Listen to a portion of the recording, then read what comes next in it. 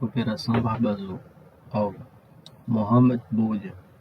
Posição: líder do Setembro Negro na Europa.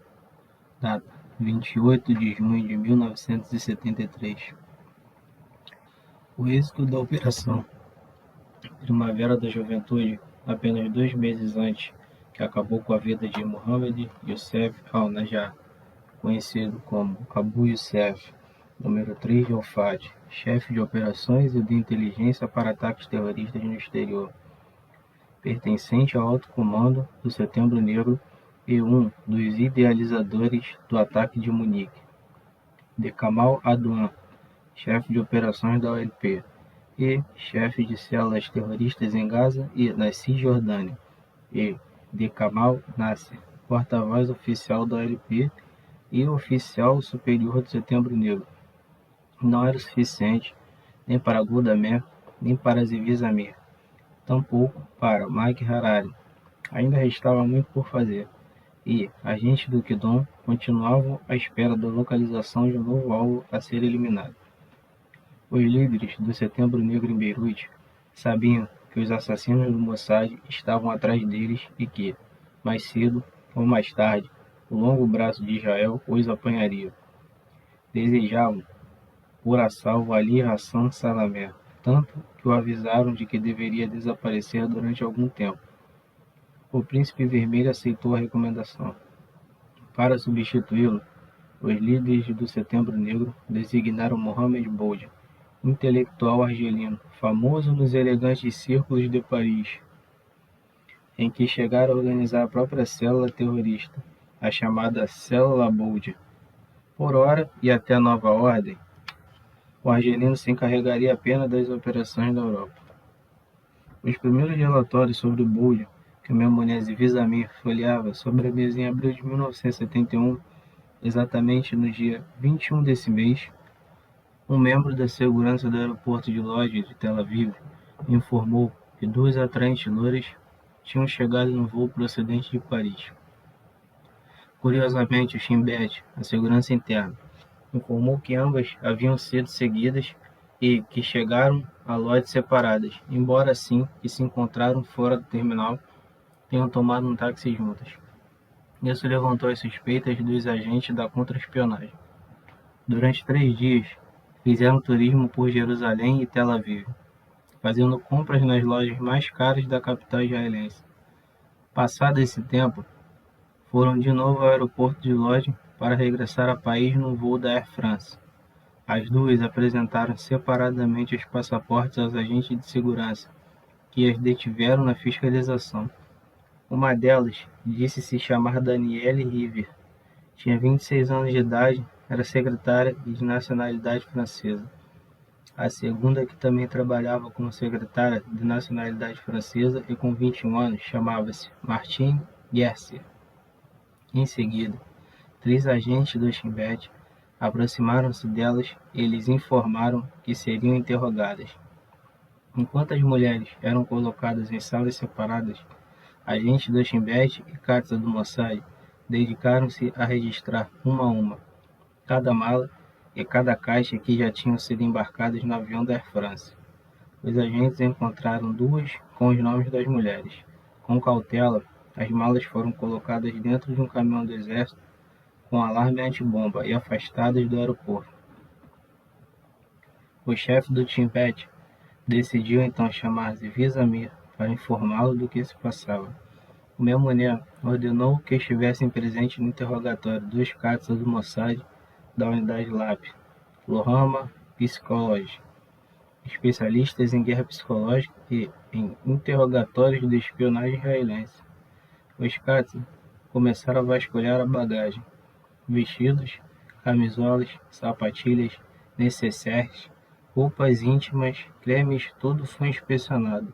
A certa altura, um dos agentes do Shin Bet pegou uma caixa de absorventes internos, cujo peso lhe pareceu suspeito. Com imenso cuidado, o israelense abriu a caixa. Dentro de cada absorvente, alguém introduziu um poderoso explosivo plástico. Os caças revistaram a mala da segunda mulher e descobriram, numa falsa dupla sola de madeira de uma sandália, explosivo plástico. Também encontraram dentro dos absorventes internos 2 detonadores elétricos ligados a uma pequena quantidade de explosivo. Os caças da LAP começaram a pressionar as 2 mulheres, até que um deles atirou para cima da mesa a caixa de absorventes internos e os detonadores. Nesse momento, ambas começaram a chorar e confessaram que os respectivos nomes verdadeiros eram Nádia e Marlene Bardelli, filhas de um abastado comerciante marroquino. Nádia confessou aos agentes do Mossad que haviam sido enviadas a Israel por um homem que vivia na França, com o fim de transportar o explosivo plástico. Em Tel Aviv, deviam se encontrar com outros membros do grupo. Ziv Zamir perguntou: quem são os outros? Nessa mesma tarde, uma unidade de agentes do Mossad e agentes da polícia entraram de surpresa num quarto do Hotel Commodore, situado na praça Dizengoff, em Tel Aviv. Nele, encontraram 2 idosos chamados Pierre e Edith Bogartas. O Katz, que inspecionava o local, confiscou um radiotransmissor. Os especialistas do Mossad o desmontaram e descobriram no interior uma potente carga de explosivo plástico e um detonador elétrico para acioná-lo. Quando o avião da Air France estava prestes a decolar, Zamir deu ordem à torre de controle para detê-lo e fazer com que todos os passageiros saíssem da aeronave. Alegue problemas técnicos, disse o Memoné ao chefe da torre. Os caças da LAP misturaram-se aos passageiros, analisando a reação deles. A maioria mostrava-se indignada pelo atraso, outras pela falta de explicações, outros porque chegariam tarde a reuniões de negócios ou porque teriam de protelar assuntos importantes em seu destino. Mas quem mais chamou a atenção dos agentes foi uma jovem sentada tranquilamente no fundo da sala, conversando com um grupo de idosos. O agente do Mossad dirigiu-se a ela à medida que outro Katz o cobria, com a mão numa bereta 22. Se a mulher fosse uma terrorista profissional, era possível que começasse a disparar em pleno terminal se detectasse algum sinal de perigo. Se ela fizesse o mínimo movimento, o Katz de segurança tinha autorização pelo próprio Zamir para abrir fogo. É melhor uma do que 20, disse Memoné ao agente. O israelense se aproximou e inclinou-se sobre a mulher. A princípio, ela pensou se tratar de algum jovem atrevido, tentando paquerá-la, mas mudou logo de ideia ao vislumbrar o contorno da arma do Katz sobre o casaco. Em seguida, avistou atrás dele um segundo Katz que dava cobertura ao primeiro. Ziv Zamir sabia, após os interrogatórios e as lágrimas dos 4 interrogados, que as irmãs Bardelli e Bogarter eram tão somente amadores. O chefe da espionagem israelense também sabia que no avião devia viajar alguém com maior preparo em questões terroristas. A mulher apresentou um passaporte britânico com o nome de Francine Adelaine Maria. O Mossad tirou as impressões digitais dela e enviou um requerimento ao M6 britânico. Na manhã seguinte, um extenso relatório sobre a mulher apareceu na mesa do Memoné. A verdadeira identidade de Francine Adelaine Maria era Eveline Berges. Apesar de seu rosto angelical, Berges era uma professora inglesa e marxista fanática, que estivera envolvida em vários sequestros de aviões em setembro de 1970, e também com o tráfico de armas para grupos terroristas e na sabotagem de uma refinaria no porto de Rotterdam. Uma informação que chamou a atenção de Ziv Zamir foi que Berges, segundo o relatório do M6, se envolvera sexualmente com vários dos árabes que posteriormente foram assassinados. Desse modo, aquela mulher de 26 anos era a pessoa com experiência que Ziv Zamir intuíra viajar no avião. Durante 4 dias, Eveline Berges recusou-se a pronunciar uma só palavra. A única coisa que expressou foi o pedido de um advogado. O agente do Mossad, que vigiava constantemente sua cela, disse-lhe que em Israel não lhe permitiriam ter um advogado e que, sem que ninguém soubesse, ela seria enclausurada perpetuamente numa prisão de segurança máxima em pleno deserto de Beersheba. Aquela ameaça deu resultado. No dia seguinte, Berges decidiu confessar que era líder do comando. Sua missão consistia em montar 9 poderosas bombas com explosivos detonadores que os caças do Mossad do Shin Bet tinham encontrado na bagagem das irmãs Bardelli. As bombas deviam ser colocadas em grandes hotéis de Tel Aviv durante o verão, o que causaria uma grande perda não só de vidas, mas também prejuízo econômico para a indústria turística do país. Para o Mossad, Evelyn Barres agia por convicções políticas e fanatismo. Pierre e Edith Pulgatas por dinheiro. Mas o que mais chamou a atenção de Zamir foi a motivação das irmãs Bardelli. Ambas reconheceram que o faziam por amor a quem lhes confiara a missão. Um homem com quem mantinham relações íntimas com grande encanto e que transmitia às amantes paixão e emoções fortes. Seu nome é Mohammad Boudia, disse Nadia Bardelli. Os interrogatórios seguintes sobre a figura de Boudia elucidaram que ele dominava com absoluta precisão jogos sexuais. Devido a esse talento, o Mossad o batizou com o codinome de Barba Azul. Depois do ataque dos terroristas do Setembro Negro à Vila Olímpica de Munique, o Mossad qualificou Boudia como um dos líderes supremos do grupo terrorista palestino e, portanto, um alvo a ser abatido pelo esquadrão da Metzada. Mohamed Boudia era um homem que gostava de desfrutar dos prazeres da vida, fazer refeições em elegantes restaurantes parisienses, dirigir carros esportivos italianos, vestir-se com trajes sob medida confeccionados na exclusiva Savile Row de Londres, calçar sapatos John Lobb, ser visto com mulheres espetaculares e assistir a leilões de arte em salas de Sotheby's e da Christie's de Londres e Nova York. Durante a Guerra da Argélia pela independência, Boudia tornou-se um importante combatente e líder da Frente de Libertação Nacional, FLN, sendo enviado para a França a fim de cometer atos de sabotagem. Detido pela contra-espionagem gaulesa e enviado à prisão, foi posto em liberdade após a proclamação da independência da Argélia, em 1962. Depois de regressar ao país natal, Boudia tornou-se um intelectual aficionado por teatro. Em 1964, fundou a Alger Sessor, por mais tarde tomar posse como administrador do Teatro Nacional Argelino. Durante aqueles anos, Mohamed Boudia converteu-se em informante do presidente Ahmed Ben Bella. Após o golpe de Estado liberado por Houari Boumediene, o presidente deposto foi condenado a 15 anos de prisão e Boudia obrigado a fugir do país, exilando-se na França. Segundo Mossad, teria sido em Paris que estabelecera contato com o KGB soviético, que lhe abrira as portas da Universidade Patrício Lumumba de Moscou.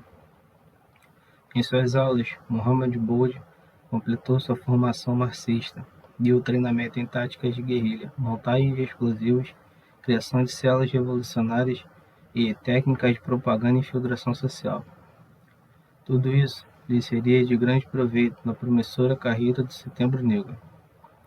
Depois de se instalar de novo na capital francesa, Boudia tomou posse como administrador do Théâtre des Parisien, enquanto dirigia obras de teatro de dramaturgos de esquerda. Começava sua carreira com Casanova. Casou-se com uma francesa, uma italiana e, novamente, com uma francesa, e costumava ter casos com várias mulheres.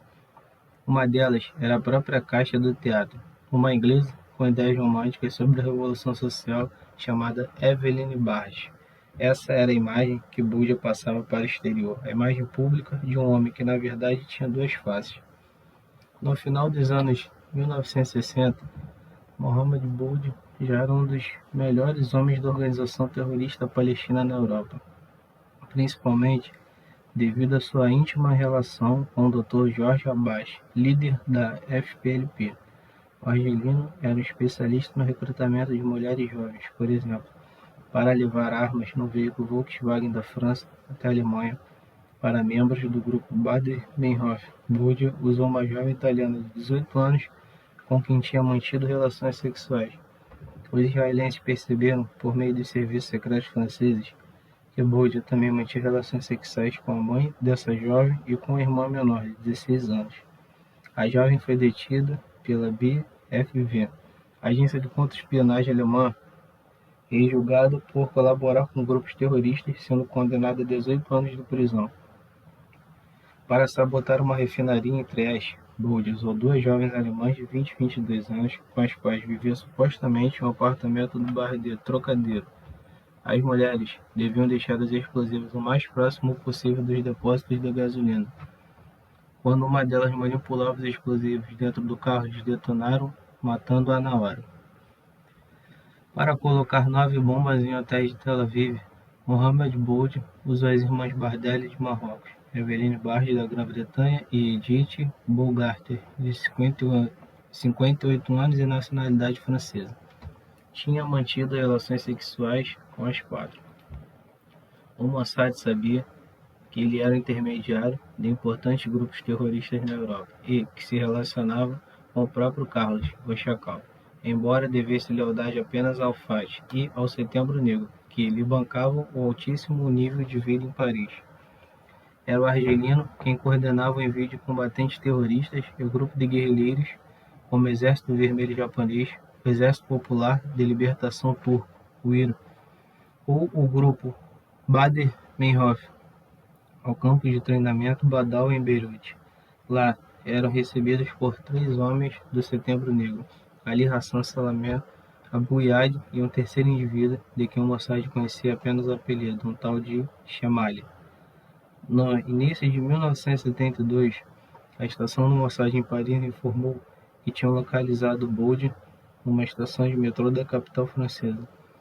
O Katsa disse também ao quartel-general em Tel Aviv que, enquanto seguia Boud, perceberam que o alvo era vigiado por agentes franceses e alemães.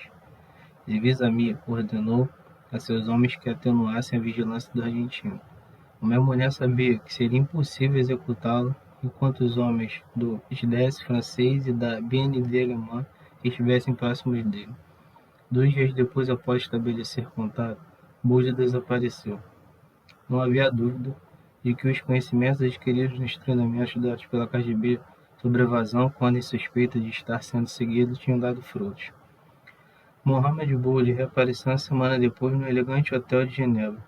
O Serviço de Segurança Federal da Suíça informou ao Mossad que o argelino procurava fora visto na recepção no estabelecimento dessa cidade acompanhado por 2 jovens. A polícia suíça, alemã, italiana e francesa já estavam no seu encalço. A questão agora era saber se o Mossad permitiria que alguma dessas forças de segurança o detivesse, o prendesse ou matasse.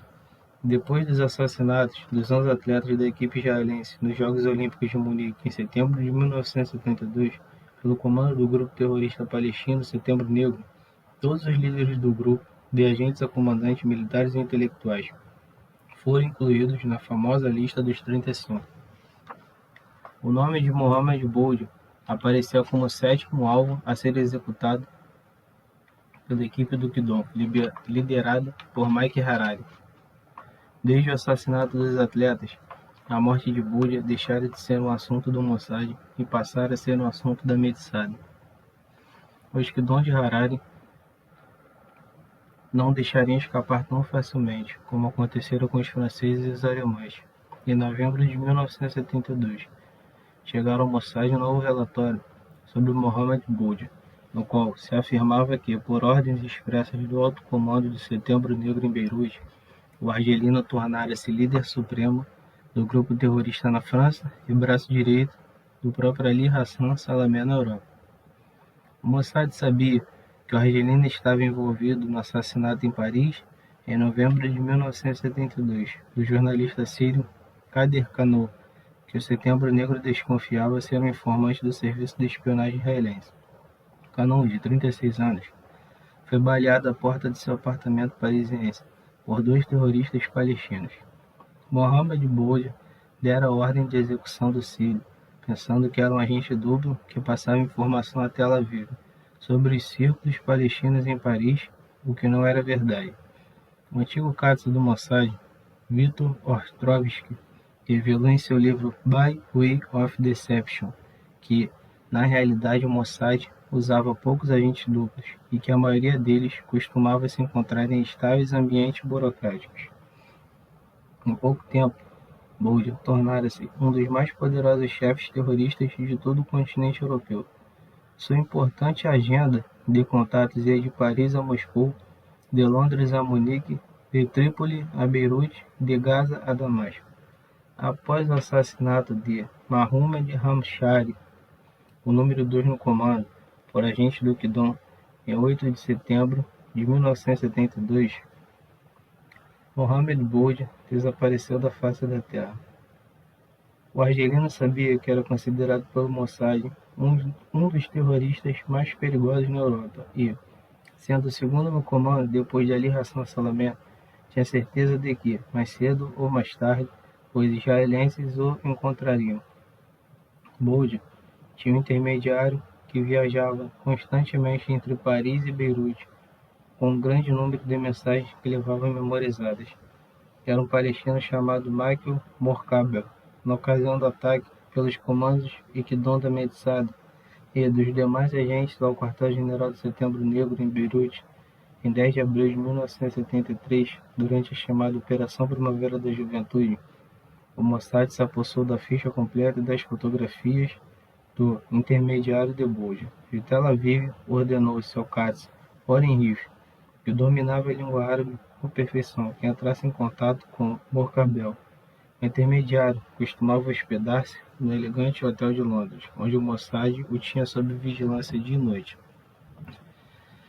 Rif decidiu entrar em ação e, certificando-se de que não carregava armas de nenhum tipo, seguiu-o e esperou que entrasse no quarto. Passado alguns minutos, o Katz bateu à porta. Em poucos segundos, o Morkabel surpreso abriu.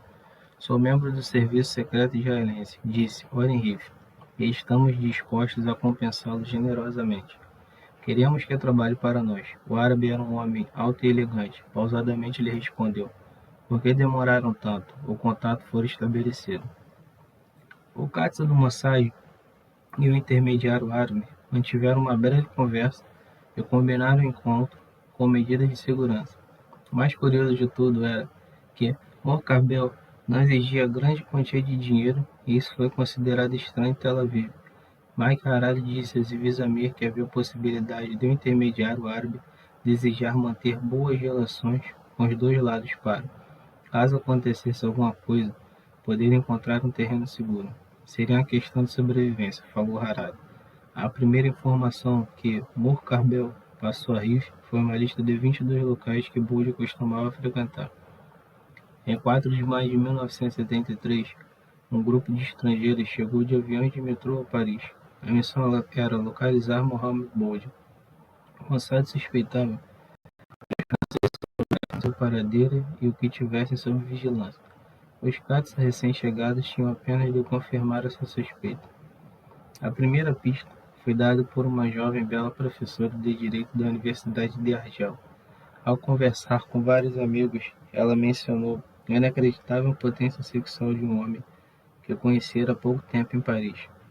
Referia-se Bold sem nomeá-lo, mas confidenciou que seu parceiro era capaz de manter-se ativo por 9 a 10 horas seguidas.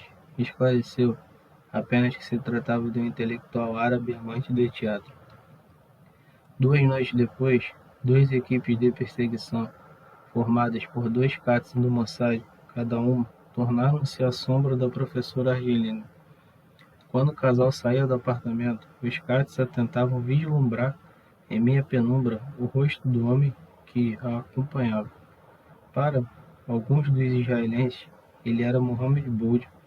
Para outros, não era o perigoso terrorista que procurava. Devido às dúvidas, os Katz obrigaram-se a esperar ao ar livre em pleno inverno parisiense, até terem certeza de que aquele árabe era ou não o líder supremo do Setembro Negro na França. Naquela manhã, apenas a mulher regressou ao apartamento da rua Benoît, dessa vez disfarçada, com grandes óculos escuros, uma peruca loira e uma mini-saia. Mohammed Bold voltara a desaparecer sem deixar o menor rastro. Apenas algumas semanas depois é que os Katz se deram conta do próprio erro. Um grande erro. Bold era um ator com ampla experiência em teatro e interpretação, e uma de suas maiores habilidades era se disfarçar de mulher. Aquela jovem de peruca loira, grandes óculos de sol e mini-saia não era ninguém mais senão o próprio chefe do Setembro Negro. Quando os Cats regressaram ao apartamento da professora Argelina, já fazia algum tempo que o terrorista abandonara o refúgio. Em Tel Aviv, Zimizamir se enfureceu e ordenou que todos os agentes instalados na França encontrassem Bold a qualquer custo. Enquanto se tentava localizá-lo, chegaram ao Mossad rumores que indicavam que o terrorista planejava um atentado contra a embaixada de Israel na Europa. Mas a sorte estava a favor dos agentes do Mossad, porque, numa certa manhã, por volta das 9 horas, um dos caras informou que detectara Bold saindo do metrô na estação Etoli. O problema é que Etoli era um cruzamento de linhas e corredores que davam acesso a outro dezena de linhas e corredores. Encontrar Bold em meio a centenas de pessoas era como procurar uma agulha num palheiro. Nos 3 primeiros dias, as equipes israelenses esperaram durante horas sem nenhum resultado.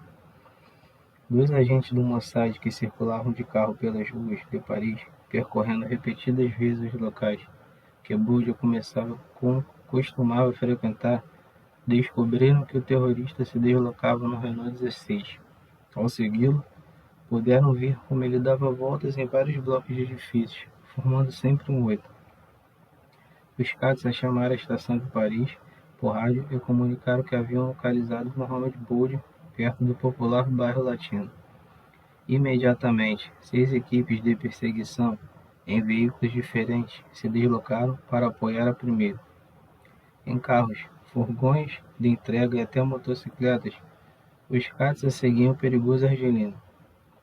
Zivizamir queria que o alvo fosse localizado com precisão antes de dar carta branca aos Kidon de Mike Harari ligados à Operação Ira de Deus, os quais aguardavam em várias capitais europeias. Agora o líder do Setembro Negro fora localizado, não perderiam de vista. Curiosamente, o Mossad descobriu, por intermédio de um contato judeu no departamento de registro de veículos, que o Renault 16 estava registrado em nome de Mohammed Bold.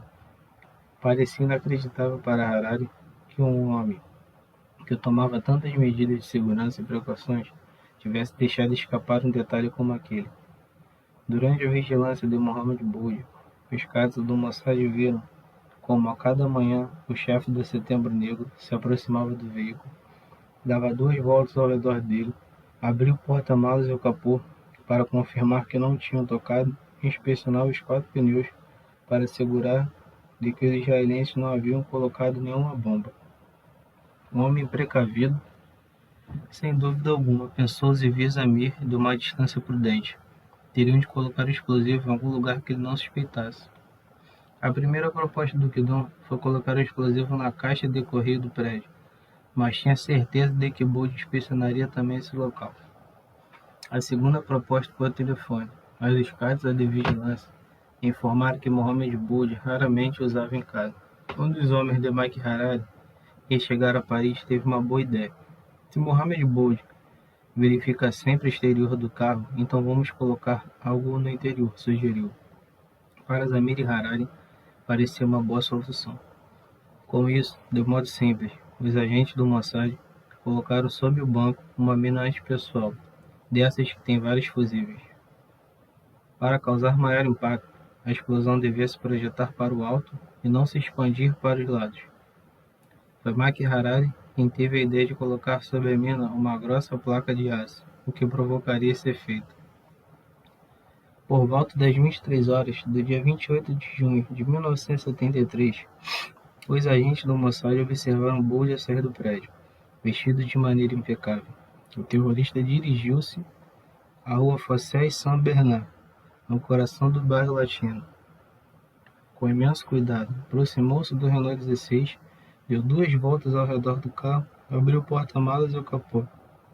Colocou com cuidado um jornal no chão e se ajoelhou.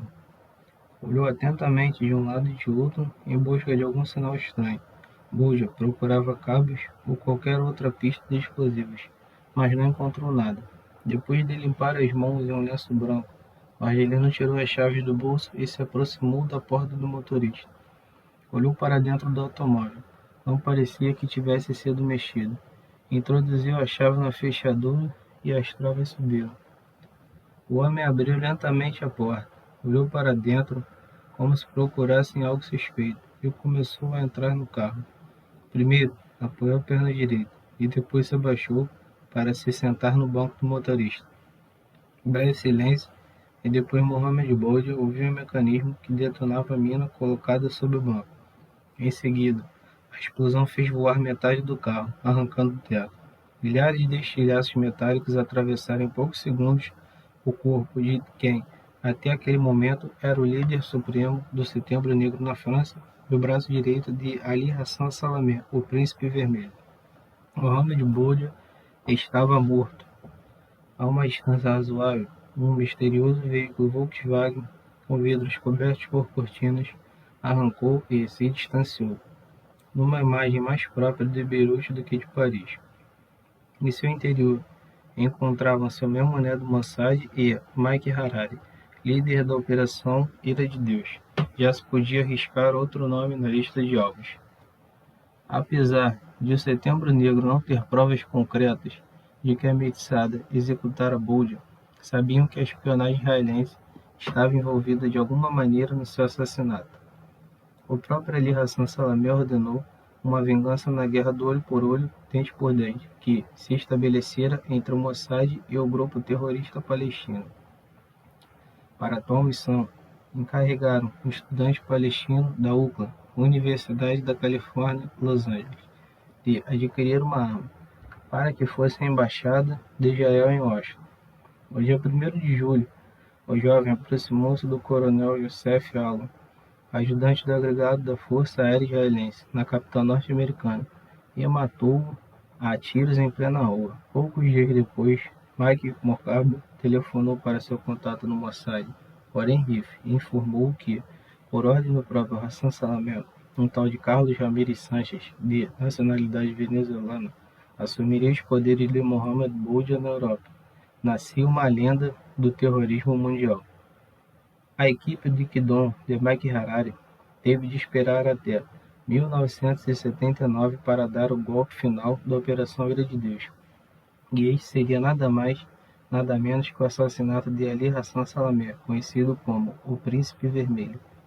Michael Morcabo, o melhor agente duplo do Mossad, que ajudou a localizar Mohammed Boudia, foi assassinado numa sexta-feira, 27 de junho de 1975, junto a 3 agentes da DST, Direction de la Surveillance do Território francesa, no apartamento no número 9 da rua Torre de Paris.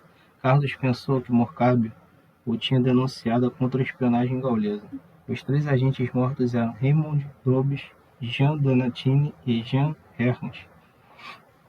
Carlos Elite Ramírez Sánchez, conhecido como Carlos ou O Chacal, se tornaria mundialmente famoso após o golpe de mestre do sequestro dos representantes da OPEP durante uma reunião em Viena, em 21 de dezembro de 1975. Em junho de 1992, foi condenado em ausência à prisão perpétua pelo assassinato dos 3 franceses. Em 1994, com a colaboração da polícia sudanesa, uma equipe do Serviço de Espionagem francês, a DGSE, sequestrou-o e o enviou à França. Atualmente, com 56 anos de idade, encontra-se recluso numa prisão francesa de segurança máxima, cumprindo pena de prisão perpétua.